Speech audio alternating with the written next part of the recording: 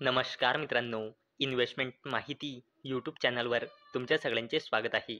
तर मित्रांनो, आजच्या व्हिडिओमध्ये आपण एक जबरदस्त अपडेट बघणार आहोत आणि या अपडेटमुळे आपण कोणकोणत्या कंपन्यांना स्टडी करू शकतो हे पण आपण आजच्या व्हिडिओमध्ये बघणार आहोत. तर चला व्हिडिओ स्टार्ट करूया. तर मित्रांनो, या व्हिडिओचं हेडिंग तुम्ही इथे वाचू शकता. China is using fertilisers as a weapon and Modi government has show little urgency to help farmers.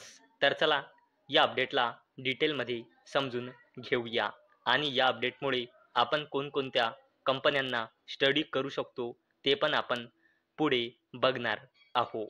तर मित्रांनो, इंडियाच्या सुमारे 80% स्पेशलिटी फर्टिलायझर्सचा सप्लाय करणाऱ्या चीनने गेल्या 2 महिन्यात अचानक ऑल शिपमेंट्स थांबवल्यानंतर भारताच्या ॲग्रिकल्चरल सेक्टरला मोठ्या अडचणीचा सामना करावा लागत आहे.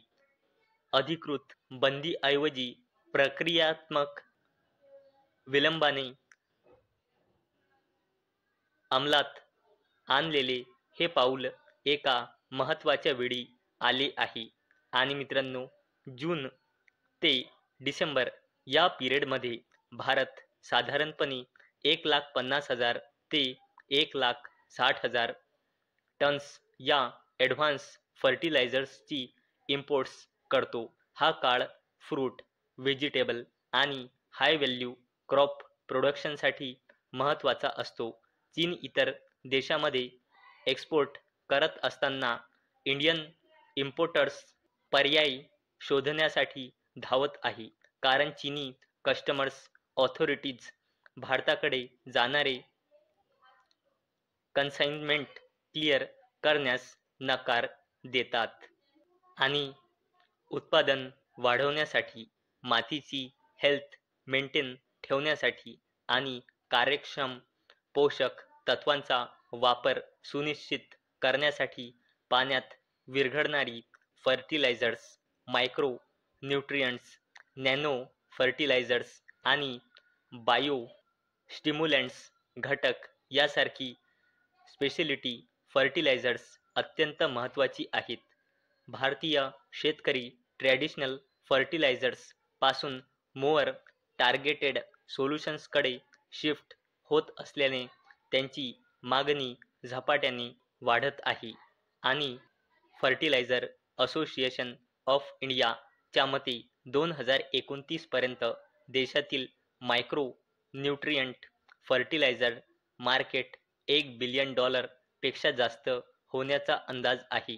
त्याच पिरियडमध्ये बायो स्टिम्युलंट्स $734 मिलियन पर्यंत पोहोचण्याची अपेक्षा आहे.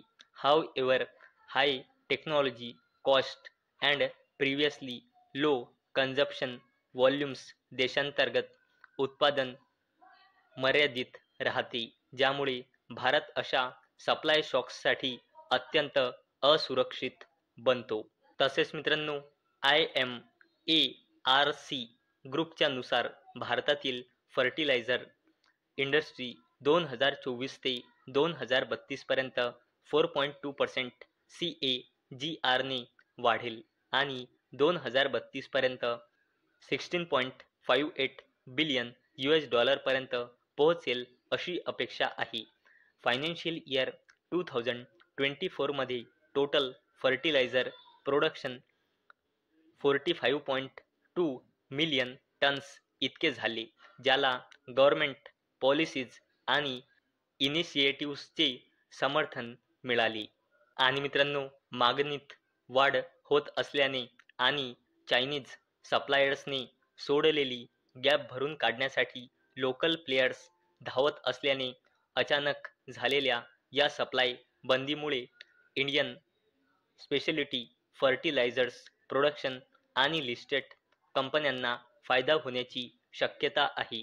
इन्व्हेस्टर्स आता स्पेशलिटी फर्टिलायझर्स स्टॉकवर बारकाईने लक्ष ठेवून आहेत.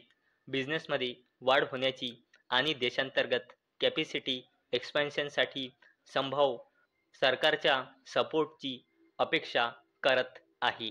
तर मित्रांनो, आतापर्यंत आपण हा अपडेट बघितला आणि मित्रांनो, आता आपण बघूया या अपडेटमुळे आपण कोणकोणत्या कंपन्यांना स्टडी करू शकतो.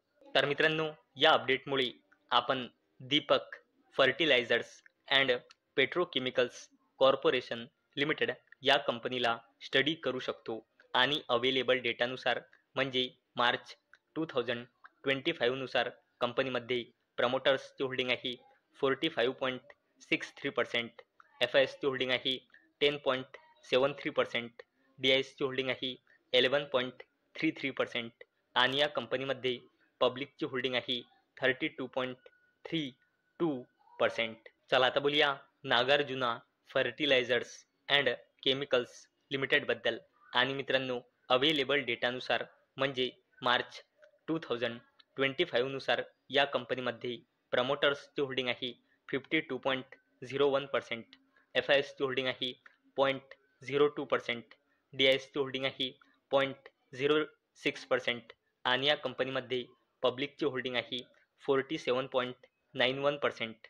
आणि मित्रांनो, या अपडेटमुळे आपण UPL लिमिटेड या कंपनीला देखील स्टडी करू शकतो आणि अवेलेबल डेटानुसार म्हणजे मार्च 2025 नुसार कंपनीमध्ये प्रमोटर्सची होल्डिंग आहे 33.50%, एफ-आय-एसची होल्डिंग आहे 34.22%, डी-आय-एसची होल्डिंग आहे 18.56% आणि या कंपनीमध्ये पब्लिकची होल्डिंग आहे 13.72%. आणि मित्रांनो, या अपडेटमुळे आपण मुरुगप्पा ग्रुपची जबरदस्त कंपनी कोरोमंडल इंटरनॅशनल लिमिटेड या कंपनीला देखील स्टडी करू शकतो आणि अवेलेबल डेटानुसार म्हणजे मार्च 2025 नुसार कंपनीमध्ये प्रमोटर्सची होल्डिंग आहे 56.96%, एफ-आय-एसची होल्डिंग आहे 10.61%, डी-आय-एसची होल्डिंग आहे 18.97% आणि या कंपनीमध्ये पब्लिकची होल्डिंग आहे 13.44%. तर मित्रांनो, आजच्या व्हिडिओमध्ये आपण एक जबरदस्त अपडेट बघितला आणि या अपडेटमुळे आपण कोणकोणत्या कंपन्यांना स्टडी करू शकतो हे पण आपण आजच्या या व्हिडिओमध्ये बघितले. तर मित्रांनो, मला अपेक्षा आहे हा व्हिडिओ तुम्हाला इन्फॉर्मेटिव्ह वाटला असेल.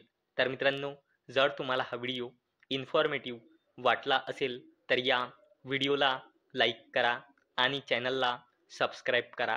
आणि मित्रांनो, हा व्हिडिओ फक्त आणि फक्त एज्युकेशन पर्पजसाठी बनवलेला आहे. माझ्याकडून काहीही रेकमेंडेशन नाही की तुम्ही या स्टॉक्सना बाय करा, सेल करा किंवा होल्ड करा. तर चला भेटूया नेक्स्ट व्हिडिओमध्ये. तोपर्यंत टाटा, बाय बाय.